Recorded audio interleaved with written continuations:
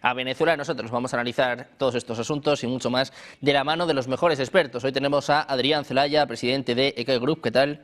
Adrián, muy buenas tardes. Hola, ¿qué tal? Buenas tardes. Encantado de estar con vosotros.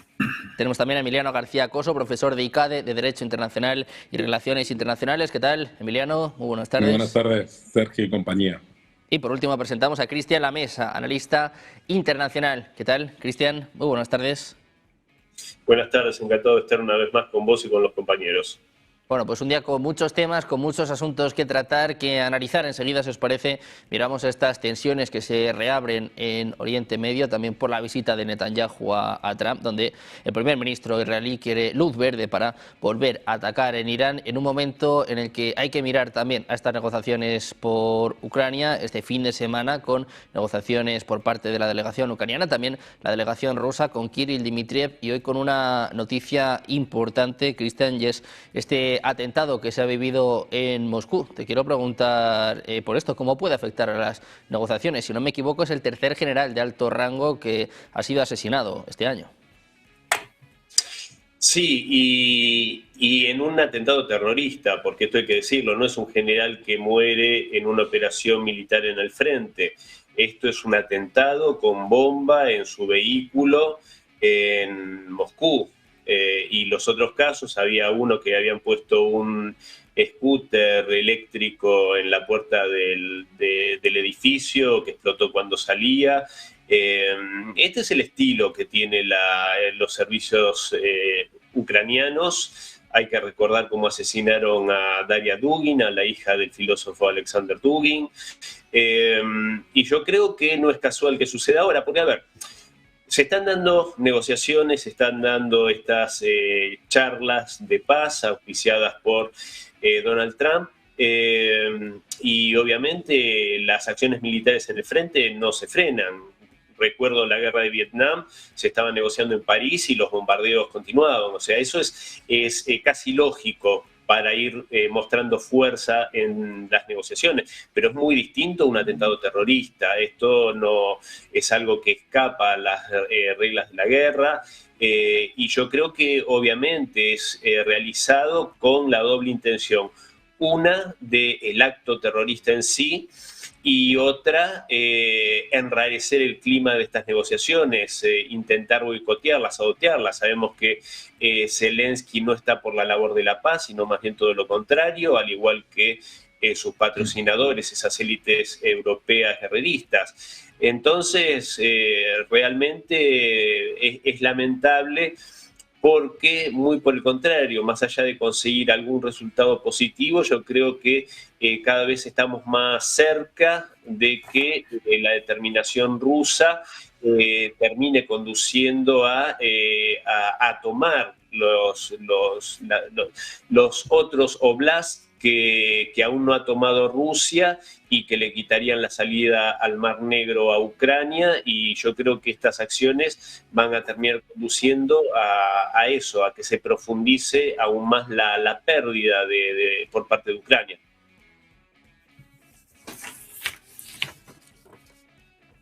El vicepresidente de Estados Unidos hablaba esta misma mañana y decía, bueno, pues que incluso en Kiev, incluso en Ucrania, reconocen que tarde o temprano van a perder todo Donetsk, todo el Donbass, ¿no? Que es una de las cuestiones que se están dirimiendo, que se están negociando en estos momentos. Emiliano, te quiero preguntar por esto, estas negociaciones que han tenido lugar durante todo el fin de semana en Miami y el hecho de que hayamos vivido un nuevo atentado, si crees que esto puede influir también o no. Bueno, yo matizaría lo de atentado y lo de ataque terrorista. En el fondo, a diferencia de Rusia, Ucrania hasta ahora creo que se puede contar con las manos las víctimas civiles que ha ocasionado alguna de sus intervenciones en territorio ruso, y este general, junto a los que ya se ha producido anteriormente, son objetivos militares, igual que son objetivos militares todos los altos mandos ucranianos. Es decir, eso sí que forma parte de un conflicto bélico. Por lo tanto, llamarle terrorismo me parece un poco ir más allá de la conceptuación que debe realizarse a esta operación, cuyo objetivo es demostrar un poco a Estados Unidos que Ucrania todavía tiene capacidad de acción sobre el territorio ruso. Es decir, esto será una operación probablemente de los servicios secretos ucranianos para tratar de eliminar esos objetivos militares que pueden hacer más daño en su conflicto bélico con Rusia. Y en cuanto a las negociaciones, yo creo que evidentemente, yo de nuevo reitero que el principal interesado en lograr una paz es Ucrania, porque es el que está, digamos, sufriendo bombardeos constantes, infraestructuras civiles para que la población pase más frío o trate de emigrar, población civil que sistemáticamente fallece en esos bombardeos rusos sin ningún tipo de consideración, lo que puede considerarse como crímenes de guerra, y por lo tanto Ucrania estará dispuesto. Pero las negociaciones de paz, cuando hablamos de negociaciones de paz entre dos bandos, se supone que hay que buscar un punto intermedio. Y no es una negociación de paz si lo único que pretende la otra parte es imponer sus condiciones con una rendición incondicional y poniendo unas condiciones leoninas y convirtiendo a Ucrania de ser un Estado soberano a ser un Estado satélite del gobierno del señor Putin. Entonces, bueno, pues evidentemente Europa y Ucrania tienen que tratar de resistir como están haciendo para que eso no se produzca, porque sería terrible que un Estado soberano de repente desaparezca y se convierta en un Estado satélite del señor Putin a través de la fuerza, porque eso habilitaría que cualquier otro país atacara a otro sin ningún tipo de responsabilidades a nivel internacional. Entonces, bueno, pues creo que esto no se puede calificar de terrorismo y simplemente es una operación militar y que es un objetivo legítimo, como ocurre cientos de veces al sentido inverso. Pues Adrián, me gustaría saber también tu opinión precisamente sobre esto, estas conversaciones de paz que se han mantenido durante todo el fin de semana en Miami y este atentado con coche bomba en Moscú, si no me equivoco, con un alto cargo, un alto general ruso, si no me equivoco es el tercero también que ya fallece este año. Sí, de cualquier forma, en el curso de estas negociaciones, el que una de las dos partes adopte una estrategia de escalada cualitativa, más que cuantitativa, pero cualitativa, con este atentado en Moscú y como los ataques a barcos civiles con cargas rusas en distintos mares, pues evidencia evidentemente una intención de no negociar, ¿no?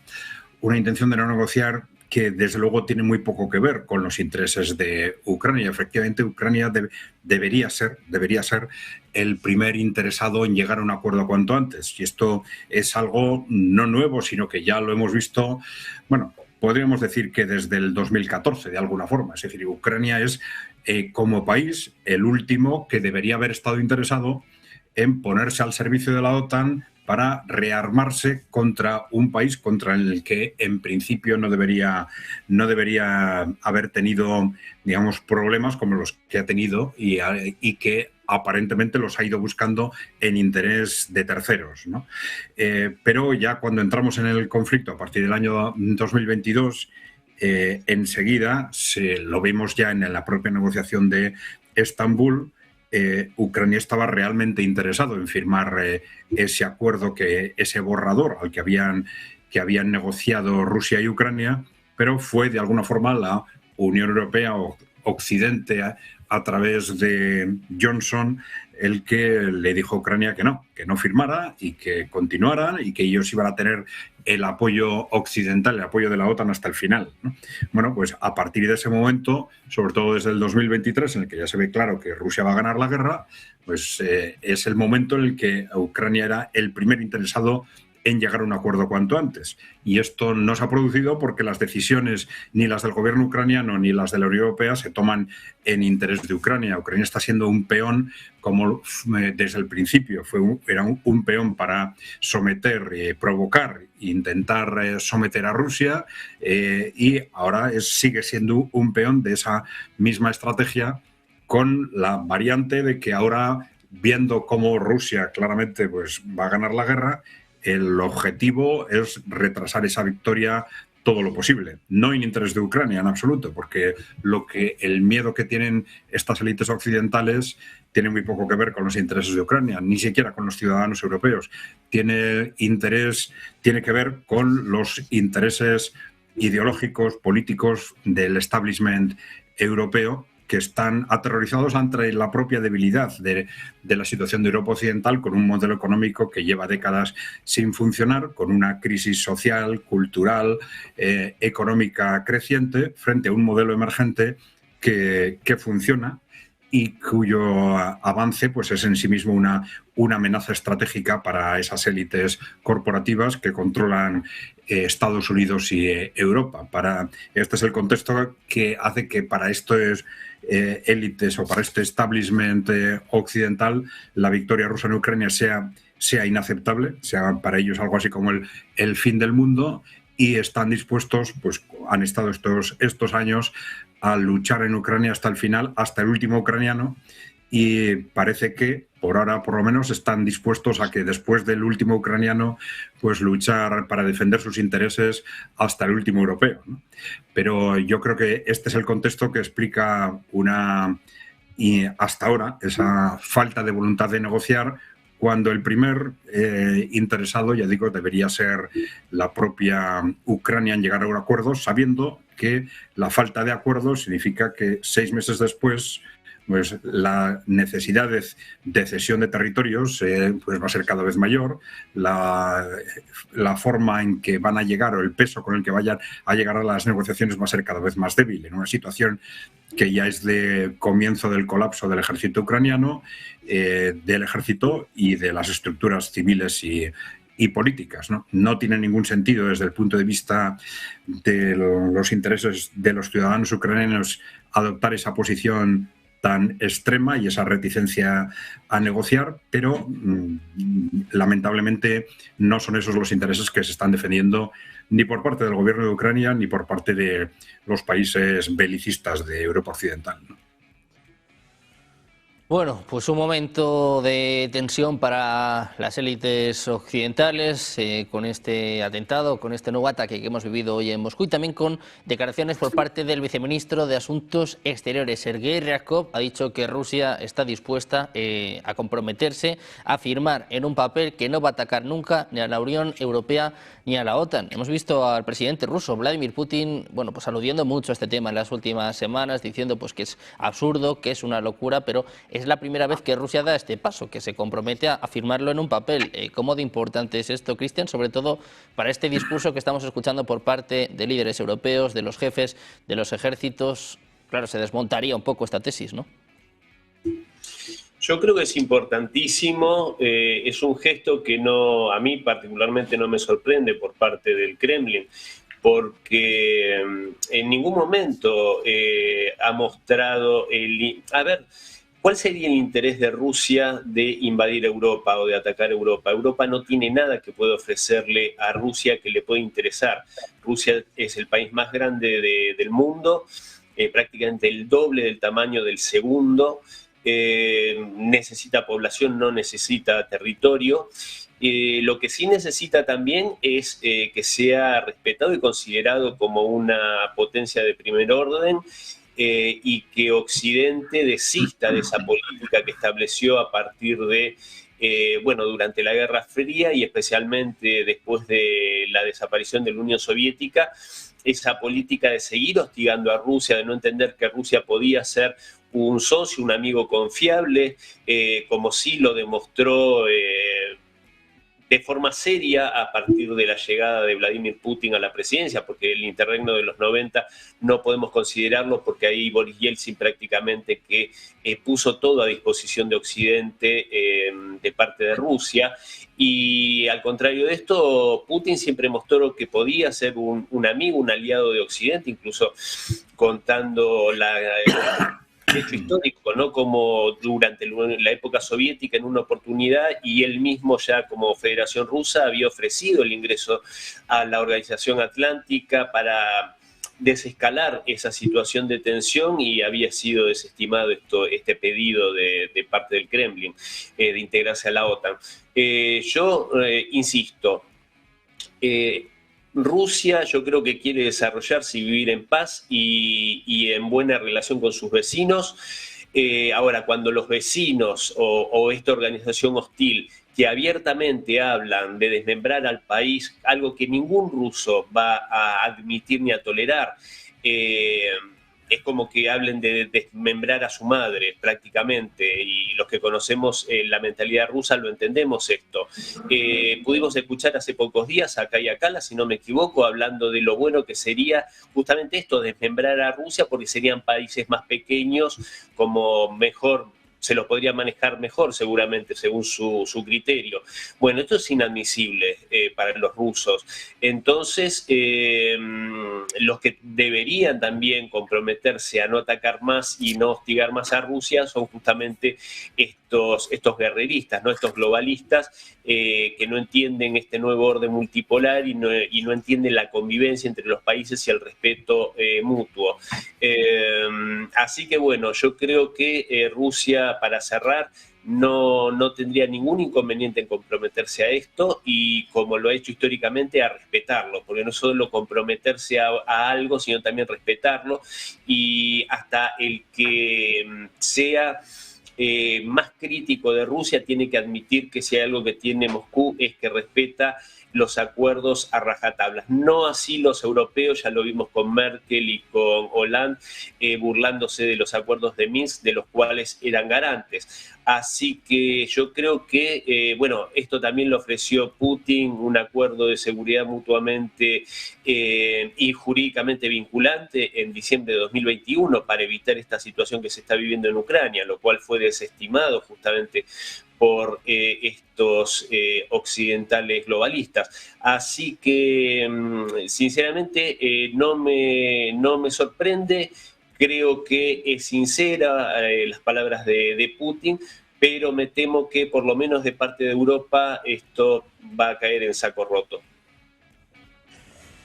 Bueno, pues mientras tanto en Europa se habla de una posible llamada entre Macron y Vladimir Putin, lo que sería un paso importante, ¿no? También para retomar estas conversaciones. No es la primera vez, por ejemplo, yo recuerdo una llamada de Putin con Scholz hace ya unas semanas, hace ya unos cuantos meses. Emiliano, te quiero preguntar por esto, ¿no? ¿Cómo ves este paso por parte de Rusia y el hecho de que, por ejemplo, ahora uno de los líderes más beligerantes como Macron tienda la mano o, bueno, habrá la opción de una conversación con Putin? Pues si esa propuesta implica sacrificar a Ucrania, pues no sirve de nada, porque claro, aquí hablamos de beligerantes, de globalistas, de modelos de gobierno que ya no son útiles, de modelos económicos que no, que es mejor el ruso, pero lo que tenemos que tener en cuenta es que estamos hablando de la libertad y existencia de un Estado que era soberano. Entonces, si este acuerdo de paz de no ataque mutuo con el resto de miembros de la Unión Europea y de la OTAN, me imagino que habla de los europeos, no de Estados Unidos, que también es miembro de la OTAN, pasa por sacrificar a Ucrania y entregarla a Rusia, pues entonces, ¿para qué hemos estado, digamos, sosteniendo económica y militarmente a Ucrania desde la invasión? Pues para eso le hubiéramos dejado que hubiera entrado tranquilamente, hubiéramos dejado tirado a Ucrania y que el señor Putin, pues, no solamente invadiera Ucrania, sino también Moldavia, que es el siguiente objetivo en su mapa de renacimiento del imperio zarista. Entonces, bueno, si todo habrá que ver en qué condiciones establece esa oferta para poder ver si efectivamente mantiene a Ucrania como país soberano y Estado que es, con una sociedad que no quiere estar bajo el control ruso y menos aún con un gobernante impuesto por el señor Putin, y por lo tanto debemos respetar la soberanía de los estados, porque si no, volvemos otra vez a la ley del más fuerte y todos los consensos internacionales nos los saltamos por los aires y todos los tratados internacionales los tiramos a la papelera, donde el uso de la fuerza está prohibido por el artículo 2 de la Carta de Naciones Unidas, y eso hay que respetarlo, ¿no? Porque esas normas que parecen que solamente están escritas para algunos es lo que nos ha permitido un periodo de estabilidad y de crecimiento increíble en la historia del mundo. Entonces, si tiramos eso a la papelera, pues entonces que el señor Putin por un lado y el señor Trump por otro y el señor Netanyahu por otro hagan y deshagan lo que quieran en el mundo, invadiendo países y eliminando países del mapa porque les resulta molesto que haya un país soberano cerca de su frontera. Entonces, bueno, las conversaciones con Macron no creo que fructifique mucho, puesto que ya sabemos también cuál fue el trato que recibió el señor Macron en la última entrevista personal que tuvo con el señor Putin a 8 kilómetros en la mesa en el que le puso. Y bueno, pues simplemente yo creo que se trata de una aproximación, pero el señor Macron ahora mismo tampoco es el portavoz o el líder necesario para mantener una conversación con el señor Putin. Es decir, creo que ahora mismo en Europa los canales de comunicación están cerrados, desgraciadamente, y lo que tenemos que hacer es mantenernos como sociedades democráticas donde hay libertades, donde no hay autocracias y donde se respetan los derechos fundamentales para todos los ciudadanos, independientemente de su opinión política. Bueno, pues pendientes de si se produce o no esta llamada entre Putin y Macron, en un día, como digo, marcado por estas declaraciones de Sergei Ryabkov, que ha insistido en que no van a atacar ni a la Unión Europea ni a la OTAN. Lo importante, lo novedoso en este caso, Adrián, es que ponen sobre la mesa que se pueden comprometer, que están dispuestos a firmarlo. Bueno, vamos a ver, habría que ver el contenido de ese compromiso, pero bueno, no deja de ser un compromiso formal. Vamos a ver, hay que tener en cuenta de cuál es el contexto. Estamos en una situación de guerra fría y semiguerra caliente, por lo menos parcialmente caliente, evidentemente, ¿no? Y hablo ya a nivel de bloques, ¿no?